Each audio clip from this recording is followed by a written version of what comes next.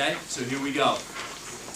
And this class tonight is about buyer leads, how to handle buyers, the best way to handle buyer-ups on telephone calls, or when you pick up a buyer from an open house, how to treat them, how to react with them. Okay? Buyers and sellers alike form an opinion about you and I within the first 30 seconds that we meet them. You know, the first thing they do is they take a look at you, they take a look at me, they form an opinion, and then once we start dialoguing with them, within the first 30 seconds, they form an opinion about us.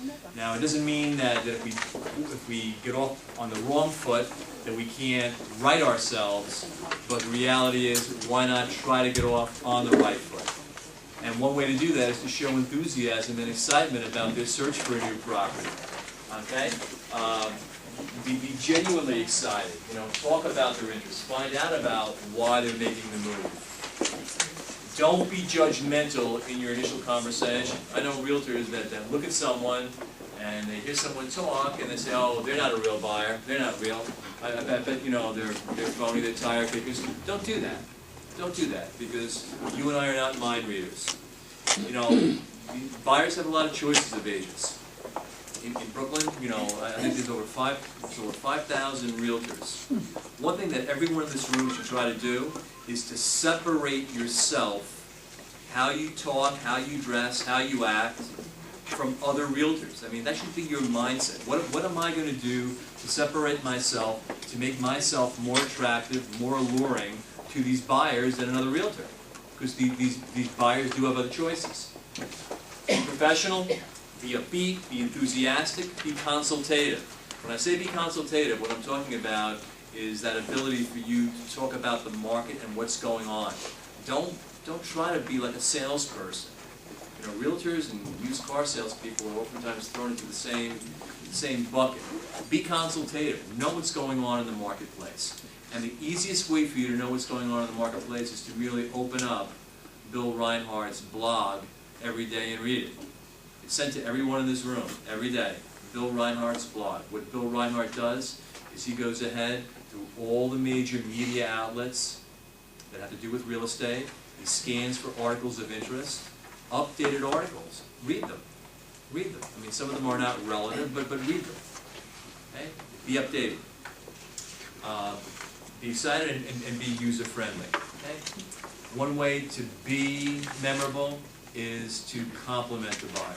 What's one thing that you can say to a buyer that's not a lie, that is a great compliment that you can say to any and all buyers? It's very intelligent of you to make the decision to purchase a house at this time. Excellent, Deborah. To be on the market. What Deborah said, and let me just confirm this, is that buyers are smart for being out there today.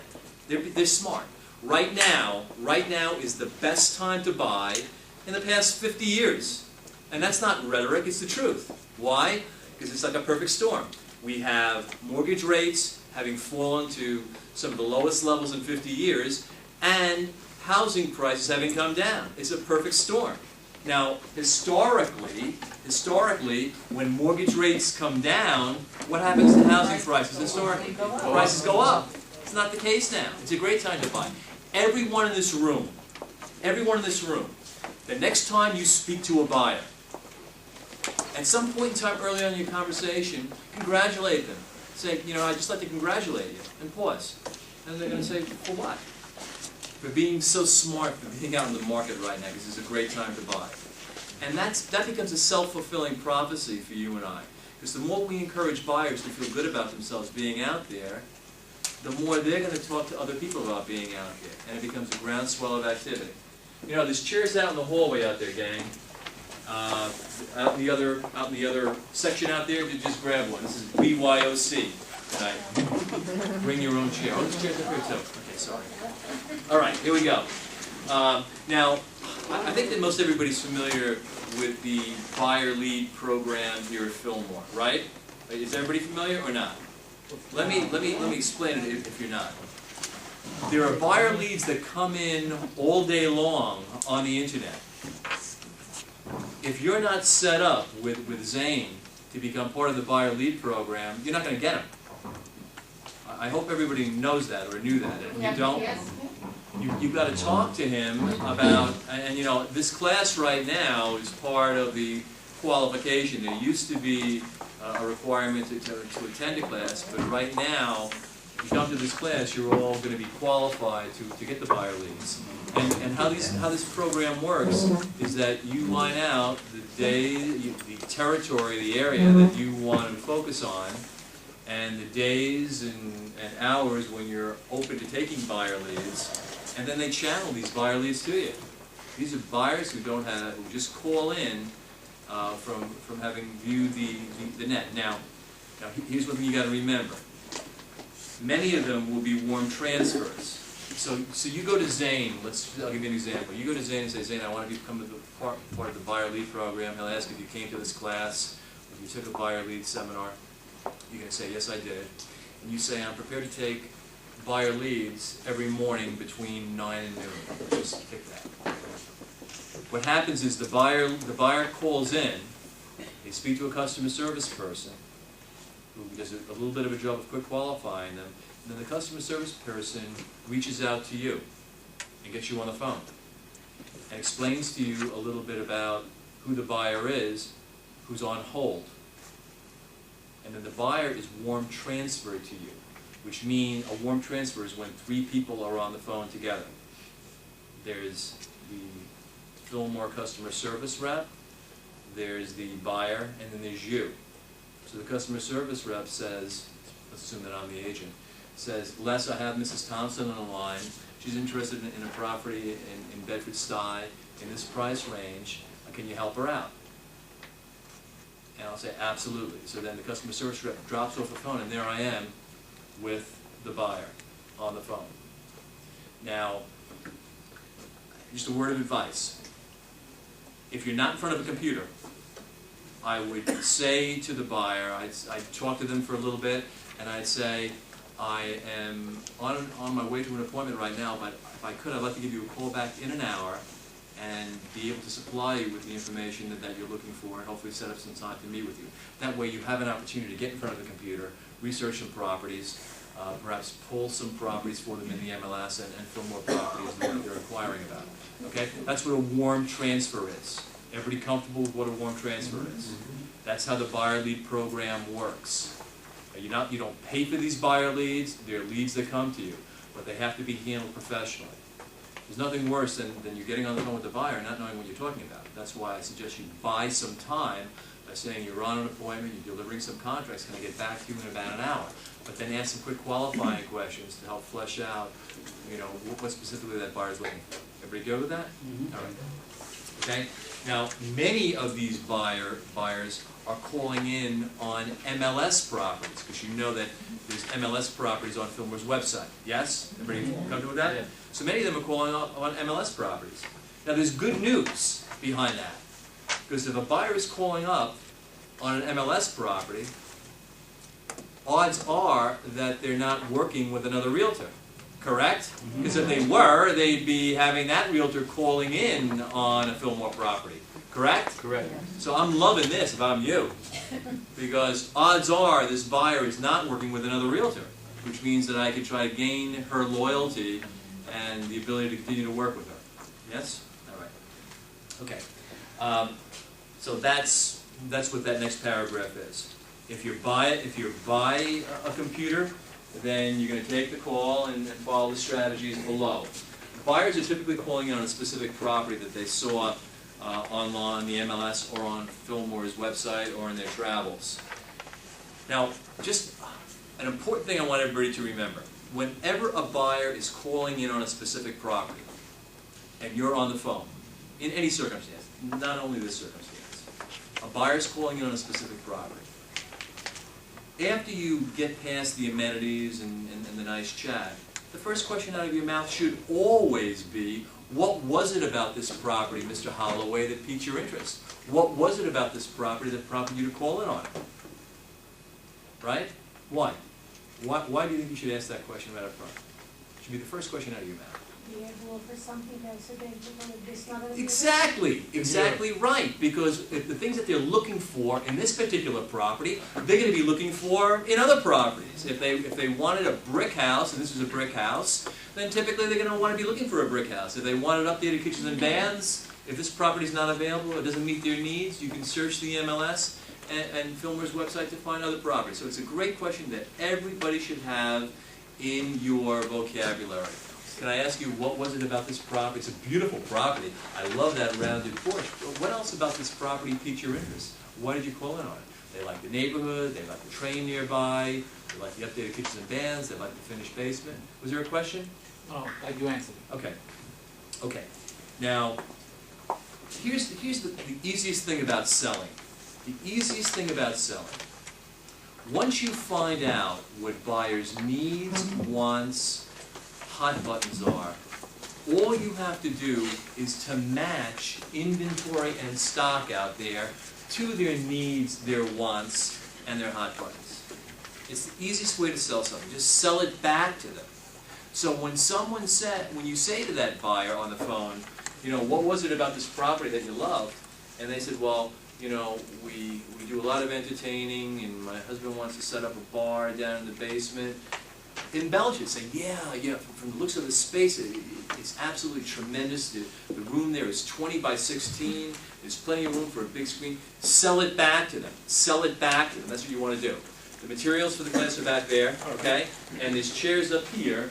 Come on and help yourself. Sit up here. I'm not going to call on you, don't worry. All right. Okay. Now, here's the one thing, please remember. When you're talking to a buyer on the phone, never get into a discussion about financing early on.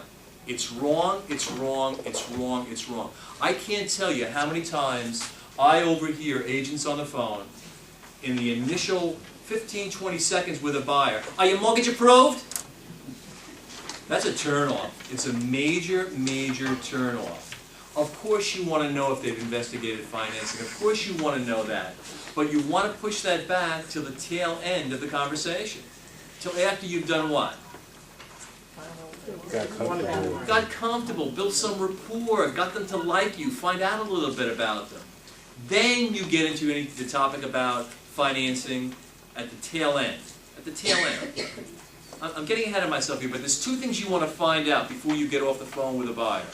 You want to find out about their financing, and you want to find out if they're working with any other realtors. Those are the last two things that you should be dialoguing with the buyer. I'd even do that after I booked an appointment to see them. Even afterwards. Okay? Otherwise, you're like overstepping your bounds. When a realtor says to a buyer early on in the conversation, are your mortgage approved? It almost sounds like, I'm not going to work with you unless you are. It's wrong. It's no way to build a relationship, and you can damage a relationship early on. Okay? And if they're working with any other realtors. Yeah, you always want to ask that question. Whether they're going to be honest or not, you want to ask. You know, we can't account for liars. Okay? You know, when a buyer calls in on a property, just as an aside, it's just one of those selling skills that should be muscle memory to you. When a buyer calls in on a Fillmore property, just casually mention, hey, you know, that this property is desirable. They're getting quite a bit of inquiries. Just one of those smart things to say. Why do you want to say that? Create some urgency. In a world where buyers don't have urgency, we want to try to create as much urgency as possible. Question. If they say they are working with other agents nearby, how do you say, great, but can I ask you this? You know, I could provide a service to you that I believe would be beneficial in saving you time and a lot of energy. Instead of working with 4 or 5 different agents, and by the way, let me ask you, why are you working with other agents? Because it's other real estates. Right, but just so you're comfortable with this, sir, in Brooklyn, every realtor belongs to a common organization called the Multiple Listing Service. And I can show you any and all properties in the Multiple Listing Service, as well as for sale by owners. And what I can do is I can coordinate seeing all these different properties listed by Coldwell Banker, listed by Century 21, listed by Remax, listed by Fillmore. I can coordinate all those activities so it would save you time and energy, and we can do it all in one fell swoop, rather than you speaking to 7 or 8 different agents. But Mr. Agent, can't I get a better deal if I deal with Remax or Century 21? You know, and now listen to this very carefully. Listen to this very carefully. The question was that a lot of buyers think that if they go directly to the listing agent, that they're going to get a better deal. Okay? Buyers think that if they see a blue and white sign on the lawn with the name, you know, Tina Gray hanging from the bottom, they think that if they go to Tina Gray, it's Tina Gray's listing, that they're going to get a better price. Now, you and I all know that that's not the case. Now, listen to me very carefully. Don't get my words wrong, and get these words right if you're going to write them down. When a buyer brings that up, or if you sense that's why a buyer may be wanting to work with a lot of realtors because they can go directly to the listing agent, you want to make it very, very clear that that agent who has listed that property, they've got a sole fiduciary responsibility to the seller. And when you go to that agent to make an offer on that agent, that agent is going to clearly negotiate on behalf of the seller. If you work with me and I take you to that property, you'll have someone who will be negotiating in good faith on your behalf. You're not saying that that buyer is your client. You're not saying that you're a buyer's agent. What you are saying is that I will negotiate in good faith in your behalf. I'll be watching your back. I will negotiate in good faith on your behalf. Otherwise, who's negotiating in good faith on your behalf? Okay? Buyers don't understand that. Now I want to make this clear. Most buyers and most sellers do not know how our world works. They don't know. They just don't know. And that's why it's important for us to be consultative. Consultative. Yes? Some buyers know about exclusive listings, and you know, they tell me, "Can you show me a property that's listed with Remax? It's not on MLS." I mean, and you can point out the fact that I can make a call. And you know, oftentimes, if anybody's familiar with the Manhattan market, most everything is exclusives. And that doesn't mean that those agents aren't prepared to go broke. But I would say, tell me about that property, let me call up the agent, because if that property's 5 months haven't been listed, the agent may be under so much pressure from the seller they're willing to work with you. But if that's the case, then unfortunately, you know, there's nothing that you can do. But there's nothing wrong with you trying to pick up the phone and call that exclusive listing. Okay? Everybody cool with that? You're not saying that you're working in behalf of that buyer, you're a buyer agent. What you're saying is that I will negotiate in good faith in your behalf. Otherwise, who is? Okay? Yes? We good? Mm-hmm. Great point. Thanks for bringing that up. Okay. Second page number 2. We started off with this before. Always flatter the caller on the phone by letting them know how smart they are for being in the market. Because they are. It is the perfect storm. And most agents fail to get that caller to like them. You've got to get these people to like you. It's a basic part of our business. All right. Always put the buyer, the caller's agenda first before asking qualifying questions. Always put that caller's agenda first before asking qualifying questions. And it's simple. If you give first, you're more likely to get. Okay? If you give, you're more likely to get. If you give information, if you get them to feel good, get them to talk about themselves a little bit, they're more likely to answer the qualifying questions that you're going to need to ask. Okay? Never ask, and I'm just reinforcing this, never ask if they're mortgage approved early on in your conversation. It's obtrusive, it's a turn-off, and as I said before, it implies that if they're not mortgage approved, you're not going to want to work with them. Okay? Now, this is important. Remember, your goal, when someone calls in on you're in your office, someone calls in on a Fillmore listing, or you get a buyer lead and they're asking you about a Fillmore property, your goal isn't just to show that property. Your goal is to show any and all properties that might meet that buyer's requirements. Never, ever, ever show one or two properties. It's a total waste of time. Total waste of time. Your time. Always try to show multiple properties when you take a buyer out. Always. Okay? Now, besides we're at the last bullet point on page 2. Besides price point and the neighborhood and the bedroom and bathroom count and those basic questions that you're going to want to ask the buyer, there's a variety of great questions that you really should ask the buyer in your telephone conversation in an effort to get inside their head. In a conversation with a buyer, if you don't find out what's motivating them to be out in the market, you're missing out. And you ask that question very simple. You know, you're smart for being out in the market right now, Mrs. Gray. Tell me, what is it that's prompting you? What's motivating you to be out in the market? And when she says, we're tired of renting, you're going to want to sell that back to her. Yeah, you're so smart. With rates being as low as they are, housing prices having come down, you're in a great position to get a tremendous amount of home for your money and get some equity position. So when they tell you, you want to sell it back to them. A great question to ask them too is, you know, if we went out and we found a property that you love, how soon are you ready to move ahead on it? How soon can you move ahead on it? Because that question tells you what about the buyer? Motivation anyway. Their urgency. Tells you about their urgency. So you want to find out about motivation, you want to find out urgency. And you also want to find out how long they've been out in the marketplace. You know, if a buyer's been out in the marketplace for 6 months, what's that telling you? They're not really urgent. They're not in any big hurry. And just a basic rule of thumb, if someone's been out, the course materials are in the back of the room back there, and there's some chairs up here.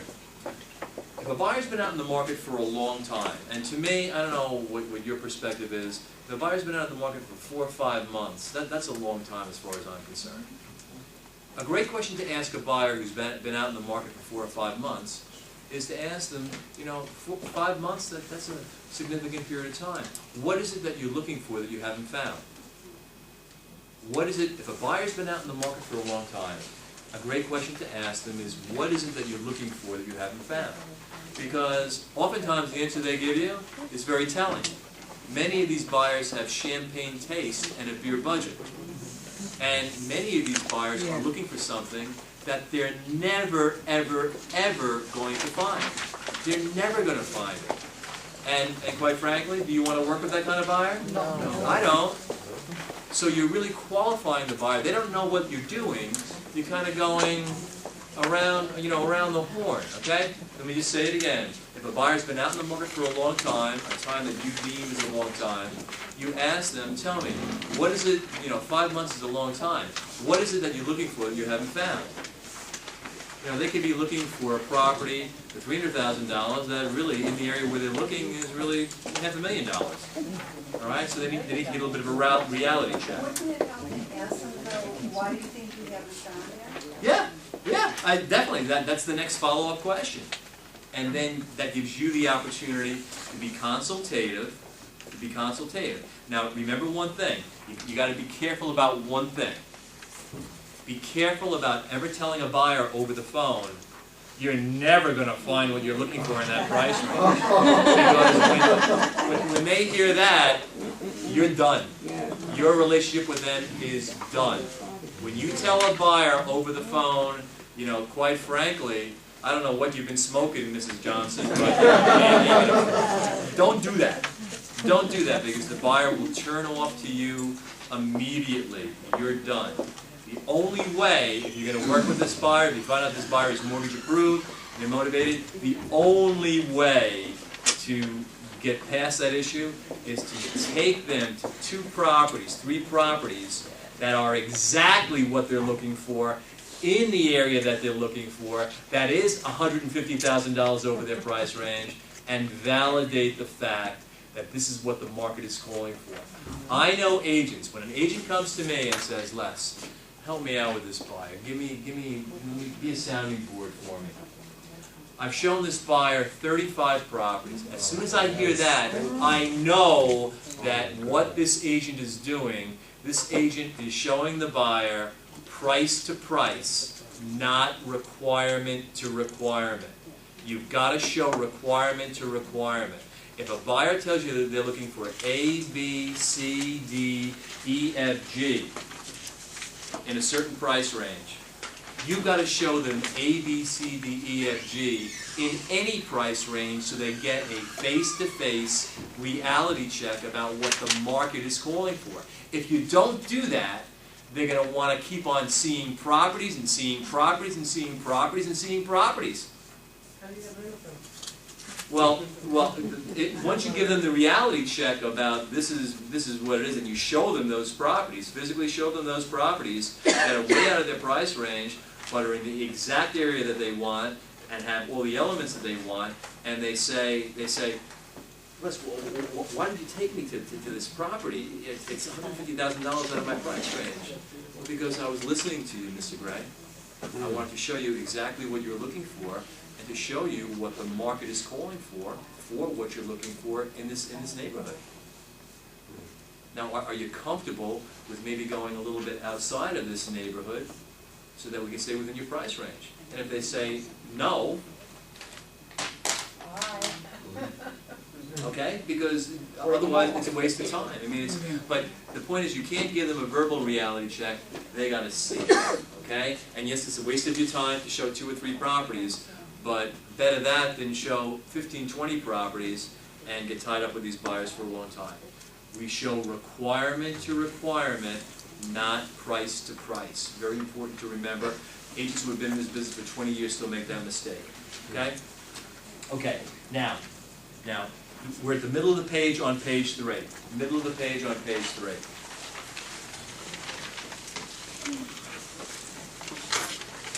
Okay, we're at the top of the page on page 3, excuse me. Top of the page on page 3. We're still talking about these great qualifying questions. This is a fun question to ask, and it's an open-ended question. The question you should always ask a buyer when you're qualifying them is, tell me a little bit about those must-haves. Tell me about those must-haves that have to be in the property or around the property that you ultimately will purchase. Tell me about some of those like-to-haves, those things that are not deal killers, but would be sort of the icing on the cake. And then so they talk to you a little bit. Tell me about those elements that if the property has those elements, you would definitely not buy. What are some of those things that would absolutely be a big negative that would prevent you from buying? You get them to talk a little bit. So now you found out about their motivation, you found out about their urgency, you found out about their lifestyle, their must-haves, their want-to-haves, their like-to-haves. You found out about those things that if the property didn't have a washer and dryer physically in the residence itself, then they're not going to buy. You've done that. And then a question that I would always ask, now this is over the phone, the question I would always ask is, you know, it sounds like you're actively in the market for a new property, Mrs. Lee. Is that the case? Now that's a very important question to ask. Not right away. It sounds like you're actively in the market for a new property. And there's a reason why. It's a strategic question to ask. You know, it sounds like you're actively in the market. Is that the case? You know, based upon the way you're talking about these properties, it sounds like you're actively in the market. Is that true? I don't care how you ask it. You ask, are they actively in the market? And here's why. It's a perfect transition and lead in for you to get into the topic of financing. Because if someone is actively in the market for a new property, what should they be? Mortgage approved. Mortgage approved. Now this is how you segue into a conversation about financing. You don't ask if they're mortgage approved. What a good consultative agent will do is they'll share with the buyer why they should want to be mortgage approved, especially if they're actively in the market. Okay, so just follow, you know, selling is a strategic thing, and we're following a strategy here, okay? Yes. Yes? You asking that question while you're qualifying them on the phone, or? On the phone, on the phone. I'd say, you know, it sounds like, you know, after we talk about their must-haves, their like-to-haves, It sounds like you really know what you're looking for. It sounds like you're actively in the market. Is that the case? Why not? Why not? Okay?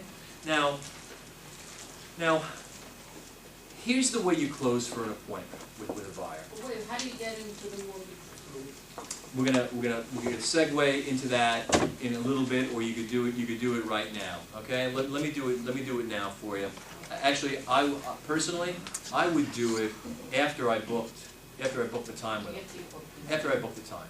But I asked the question, actively looking, as a hook, and then come back around. Okay?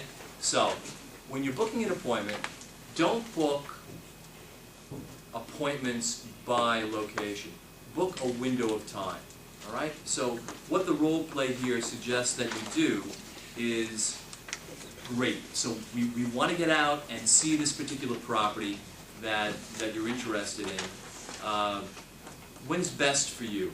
During the week or on the weekend? Now, let's assume that you have windows of time available. Okay? This is called an alternative of choice question. Tell me, when is it best for you to get out and see a property? Would it be during the week or on the weekend? During the week, great. Would it be in the evenings or during the day? In the evenings, terrific.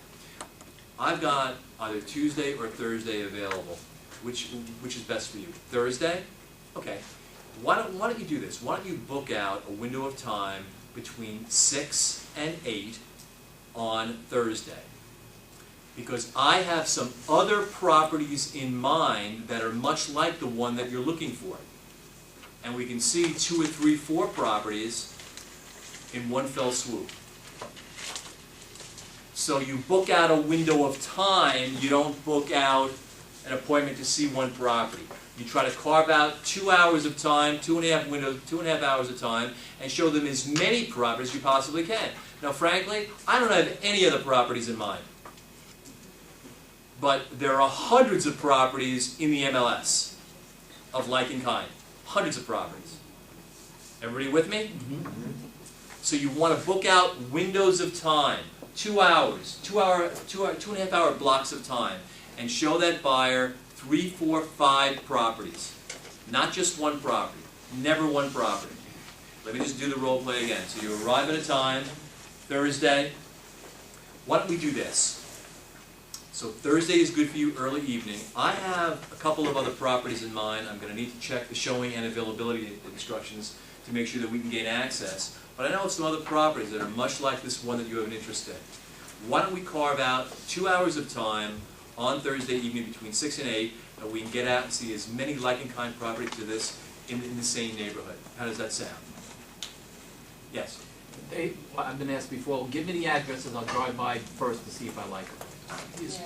You know what, you can do that, but I wouldn't take you out to properties that wouldn't fit your needs and or requirements. If you like that general neighborhood, yes, then let's get out and see them.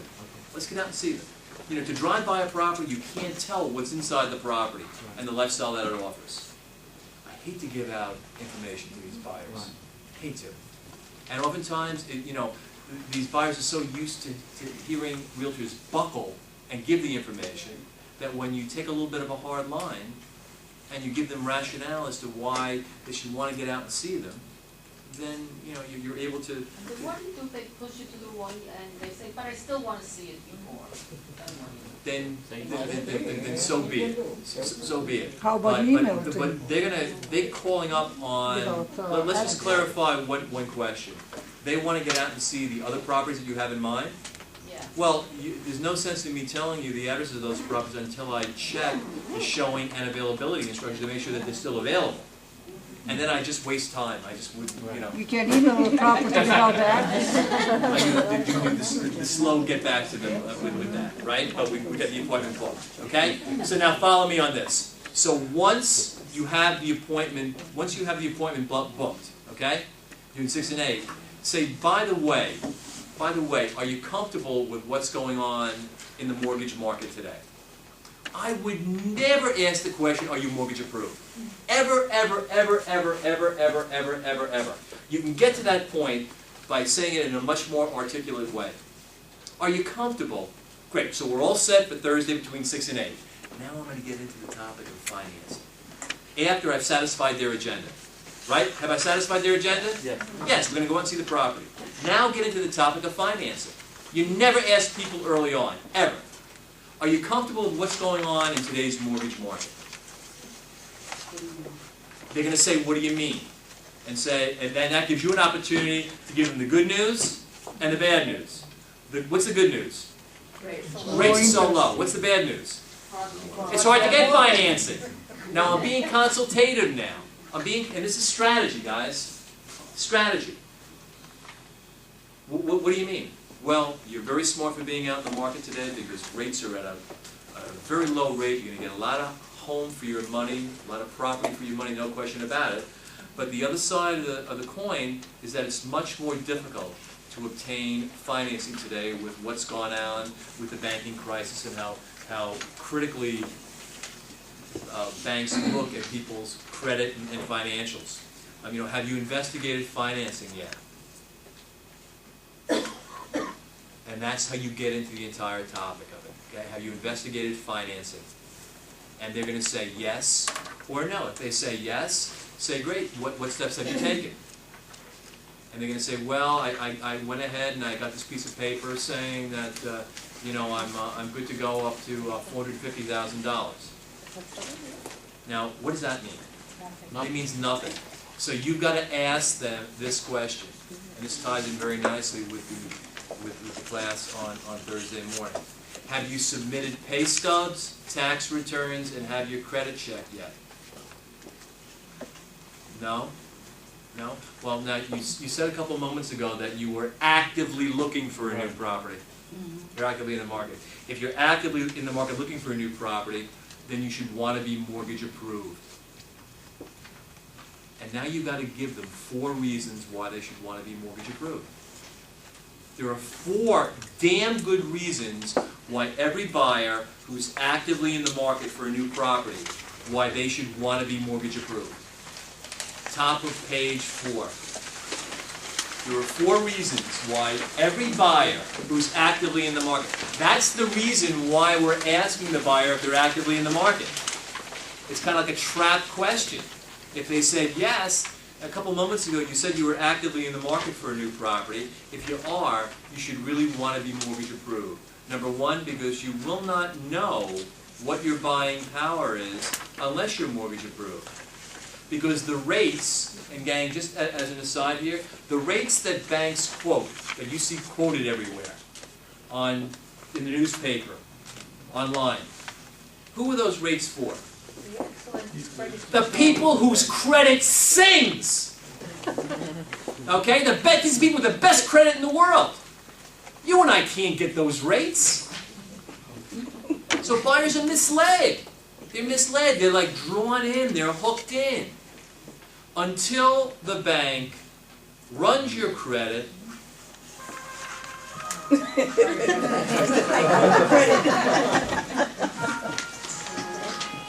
That's rude. Until the bank checks your credit,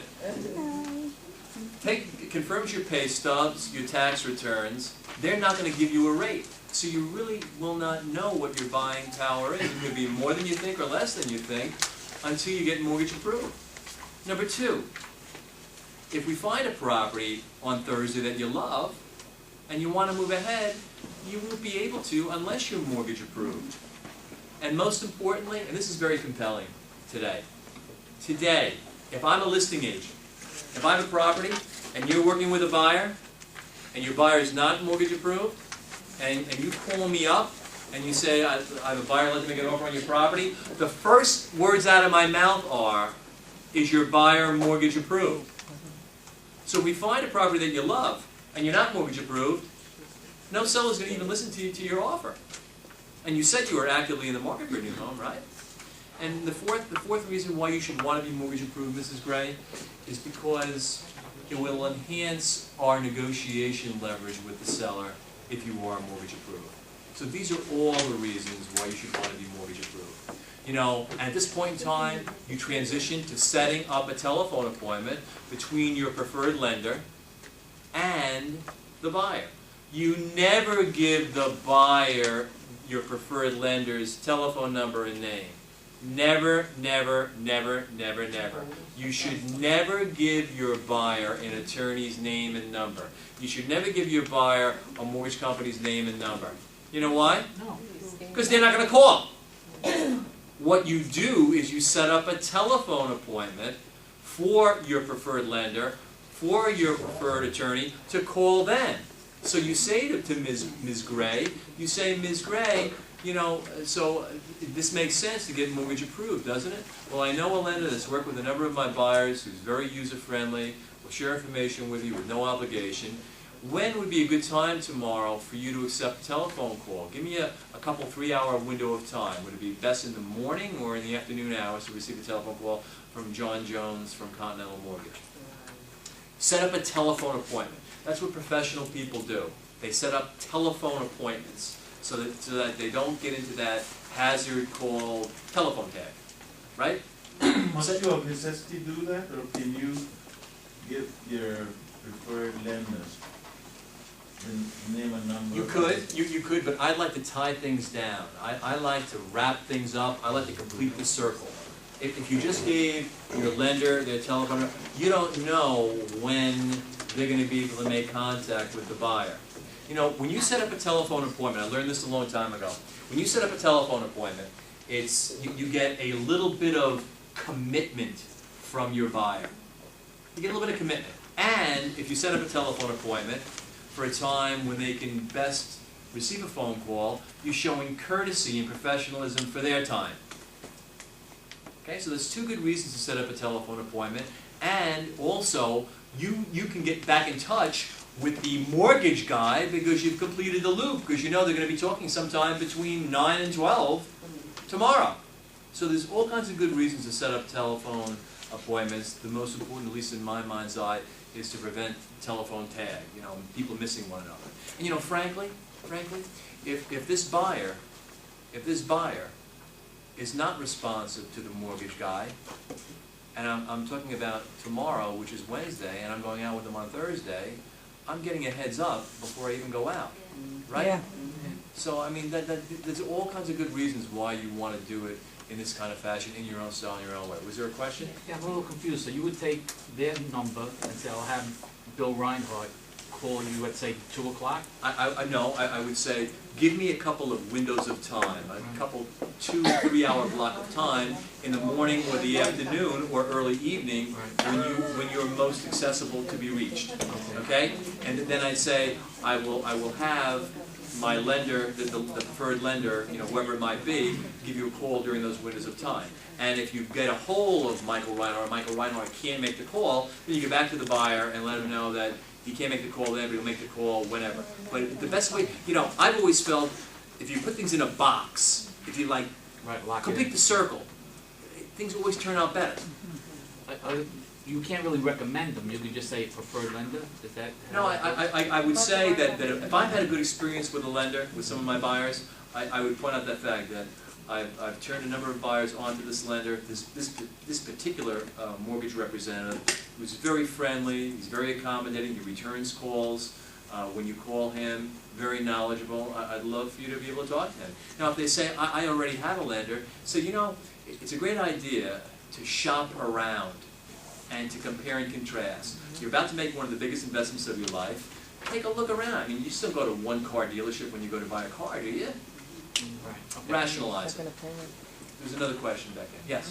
Wouldn't you be able to pre-qualify it yourself instead You know, that's a very dicey question. Some people can do it, but you have to be very, very, very qualified to be able to do it. You can pre-qualify them, but as we know, pre-qualification and $2 gets you on the subway. You need to get them to a lender who's going to get their tax returns, get their pay stubs, get their savings history, and run a credit check on it. Pardon me? It's a little bit too premature on a phone to get somebody to pre-qualify to run a credit check with a pay stub. Oh no, I'm not going to do that over the phone. I'm not doing that over the phone. I'm just setting up the telephone appointment for a mortgage rep to do it on another day. I've already set the appointment. I've set the appointment to take the buyer out. What I'm trying to do here to this buyer is I'm trying to be consultative. I'm trying to coach the buyer. Now, follow me on this. Okay, just follow me on this. The buyer told me that they're actively in the market, right? Did they tell me they're actively in the market? But they're not mortgage approved. That's a disconnect there to me. It's a disconnect. So I'm trying to help the buyer out by turning them on to a lender. Okay, and I wouldn't qualify them over the phone. I'm not even going to get into that at all. The only thing that I'm going to do is I'm going to give them 4 reasons why they should want to be mortgage approved if they're actively in the market, and then turn them on to a lender who could help them achieve that process. I'm not going to talk to them about Even if you qualify to do it? you can't run someone's credit.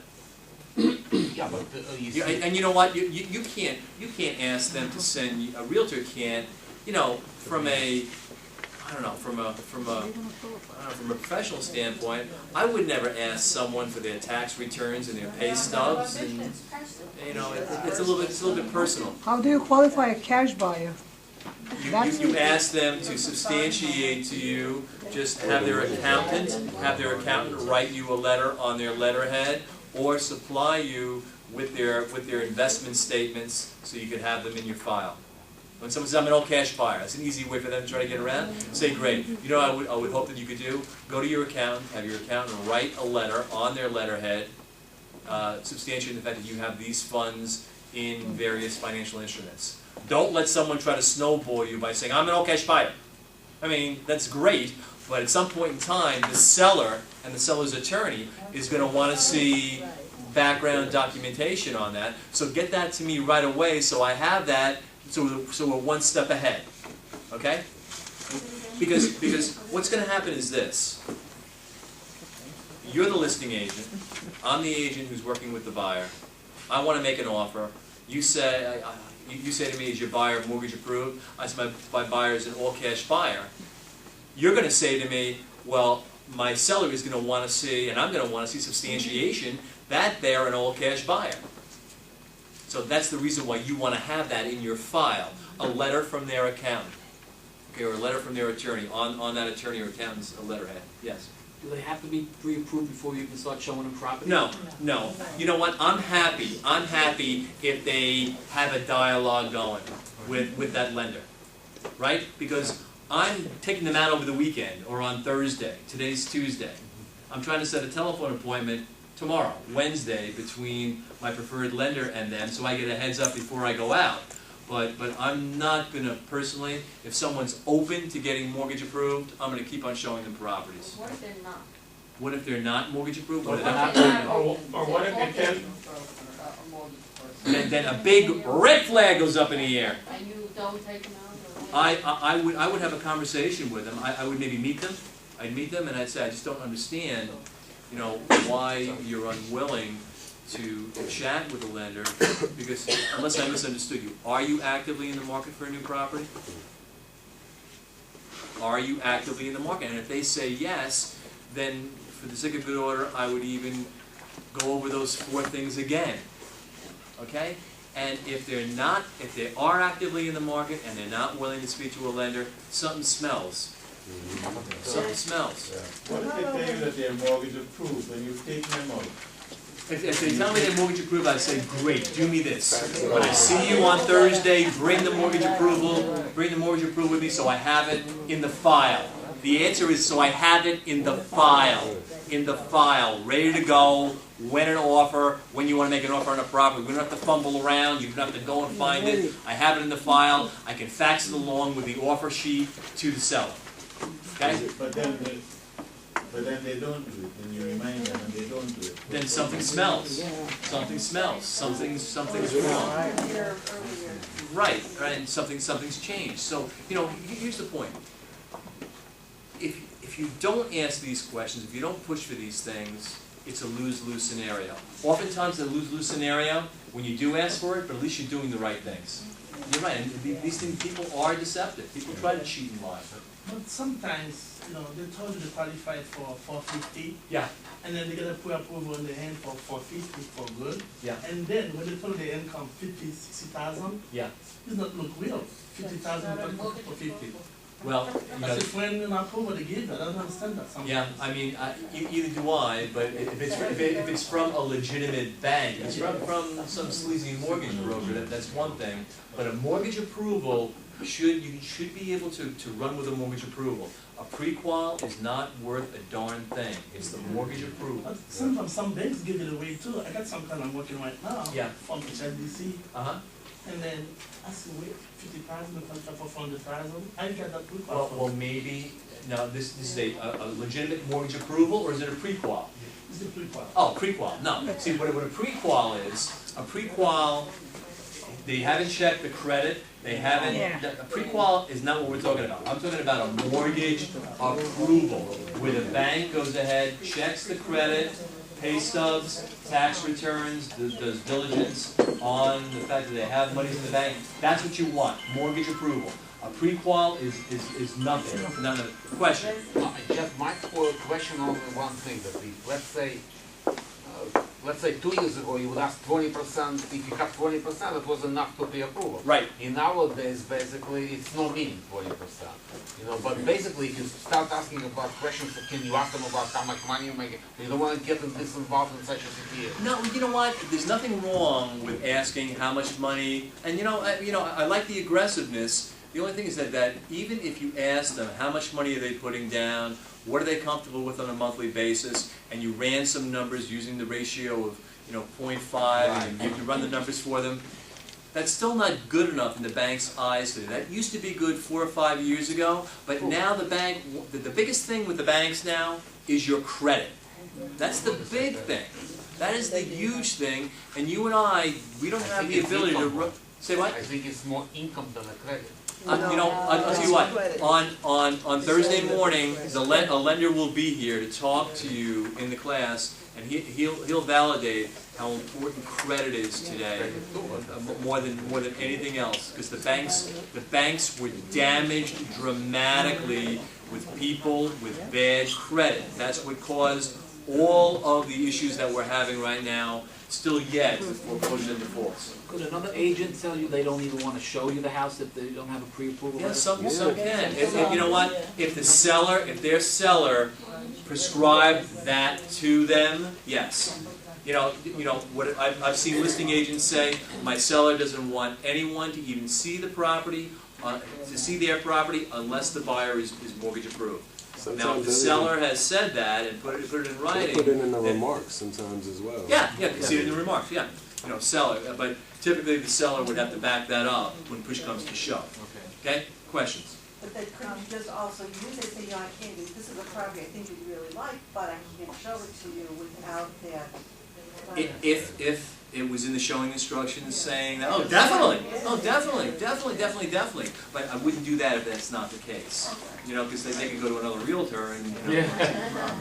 Yes. Yeah, definitely.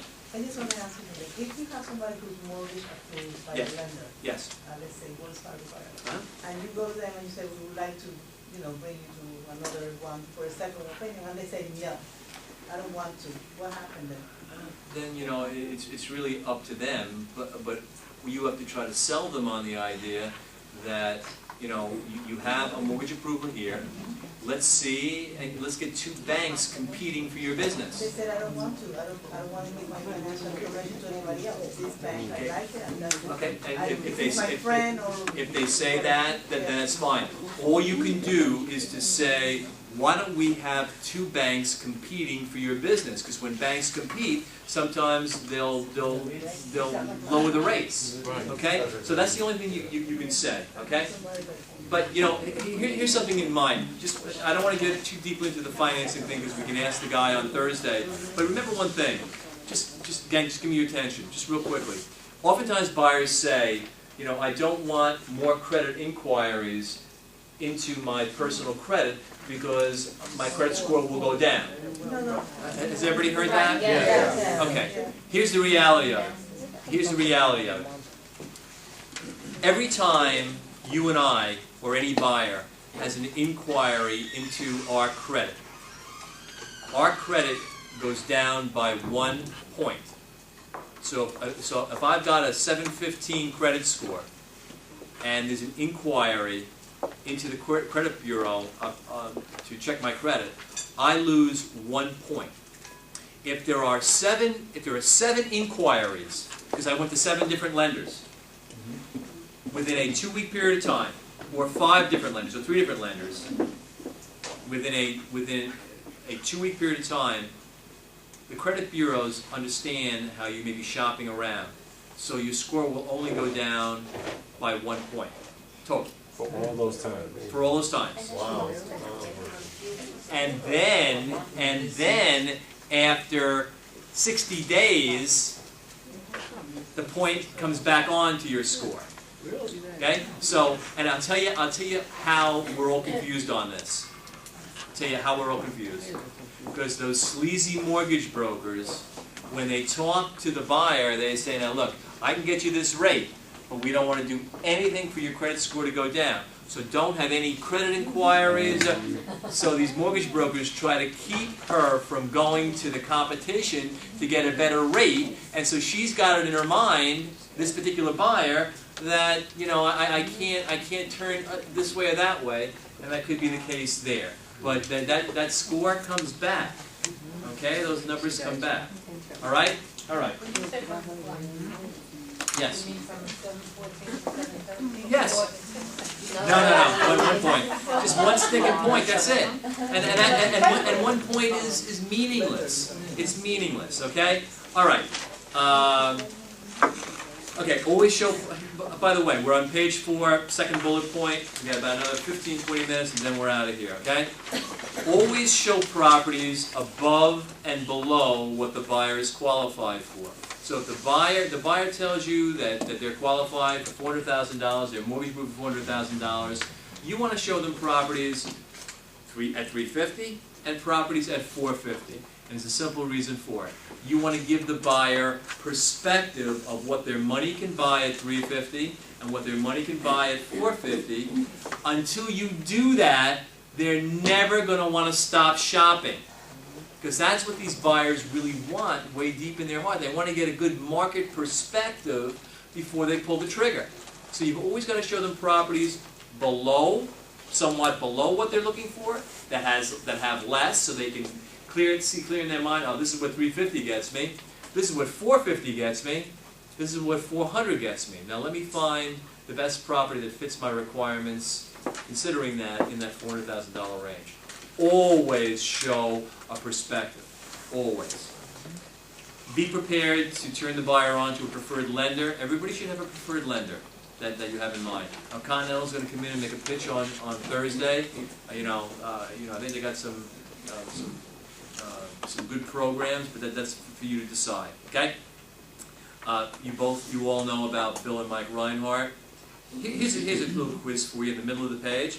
If you plan on showing 5 properties, and you know that there's one of those 5 properties that, based upon what the buyer told you, because you've been to that property before, best fits their needs. Okay? One property that best fits their needs, and you're going to show them 5 properties.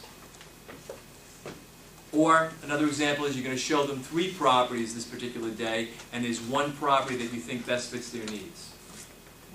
When do you think you're going to show the property that you think best fits their needs? Last.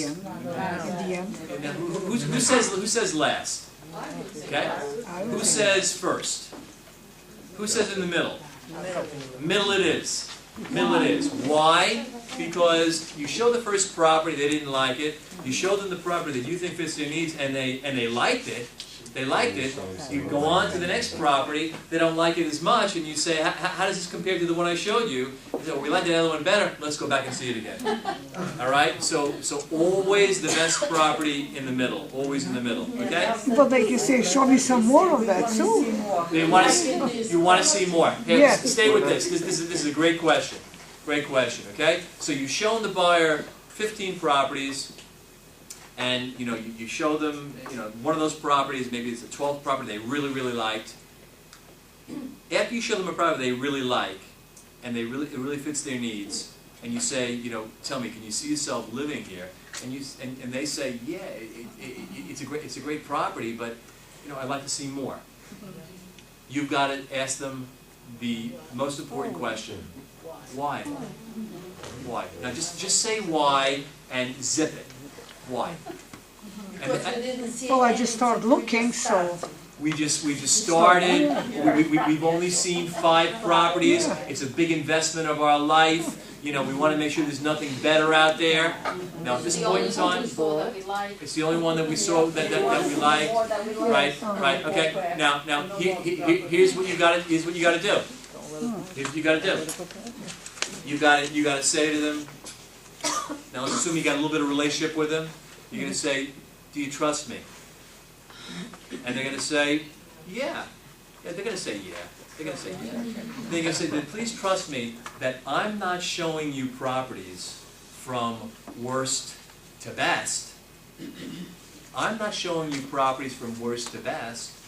I'm showing you the best available properties that, based upon what you told me, fit your needs. I'm showing them first, in the best interest of your time and my time. And there's no rule, and the second thing you say is that there's no rule in real estate that says that you've got to see 25, 55, or 155 properties. If you're working with a realtor who's really listened to what you told them, that realtor is going to show you the best available properties first, which is what I'm trying to do. Now, at that point then, if they say, well, I still want to see more, you're going to say, of course, but at least plant those seeds in their heads. Because if you just say, okay, let's go see more, and you don't say anything like that, then you've lost any kind of credibility, and you haven't set any expectations for them. Okay? Now this is important. This is important. After you've shown them some properties, especially the one that they liked, you've got to check to make sure that those properties are not under contract, they don't have overs on them. Because if they do, that's something you got to bring to that buyer's attention right away.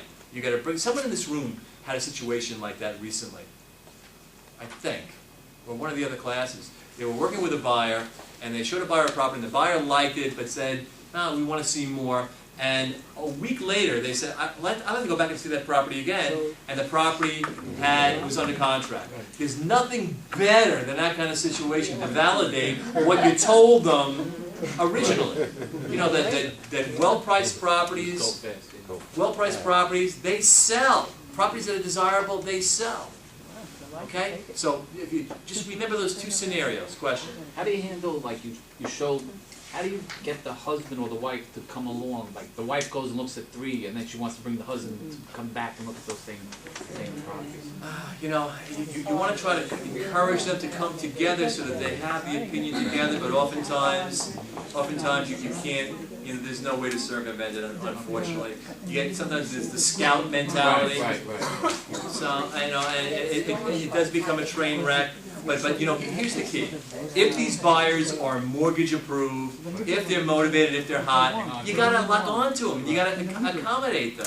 Now, if they're just mortgage qualified and they're wishy-washy, I wouldn't put up with that crap. But if they're a piece of gold dust, if they're mortgage approved, they're focused, they're motivated, they have urgency, you gotta accommodate them. You know, I hate to say it, but you got to. Question. I have a buyer that he's limited to going out 2 days a week. Right. He works like 70 hours a week, something like that. Yeah. But I'm having a problem getting scheduling him and his wife to go out, like the same exact situation. Right. To go out together. Are they real buyers? Yeah, he's mortgage approved. You gotta work with him, man. You gotta find a way. I know it's a hassle, but is his schedule steady? His schedule is the same every week. It is. Well, you know what? You know what you want to do then? If his schedule's the same every week, can his wife make some of those times? I'm thinking I was trying to get him to take a day off, but he works he's a union worker, so he doesn't have that flexibility. Yeah, that's tough. If you've got a hot buyer who likes to go out certain days on a regular basis, smart money is on you booking out your time to accommodate them for the next month. Okay. And say to them, look, I know you're motivated, I know you have a tough schedule, I am gonna help you find a property, I'm gonna block out on my calendar those dates, so we've got ongoing appointments, block it out on your calendar, me and you, I'm gonna help you find a home. Okay, I'm gonna help you find a property. It's the best way to do it. Lock into these people and then build your calendar around them. Do you have to show them this property at the same time? I mean, did you take one? You can just double work here. You can, you certainly can. Yes, where you have a hot buyer, I would definitely do it. It's just a lot of energy. In a perfect world, you don't want to do it, but with a hot buyer, a motivated buyer, yes, you have to. You have to. Okay, last point on page 4, then we're almost out of here. As I just said, stay in very close contact with those hot, motivated buyers because you don't come across a lot of them. The hot, motivated buyers, you've got to keep captive, okay? Page 5, here's some benchmarks of that hot buyer. They have urgency to buy. There's a reason why they've got to buy and a timeline that they're working under. They have clear motivation. They have a motive. They're tired of renting. They want to shorten their commute. They need more space. They're dying to have brand new kitchens and baths. They're ready to be mortgage approved or at least starting a dialogue with your preferred lender. They're focused on a neighborhood. They're not looking in Brooklyn. They're looking in a certain section of Mill Basin. Okay? They have realistic expectations about what their money can get them. They don't have a champagne taste and a beer budget. Okay? And they're ready to get out and see properties when you call them. And they know what they want.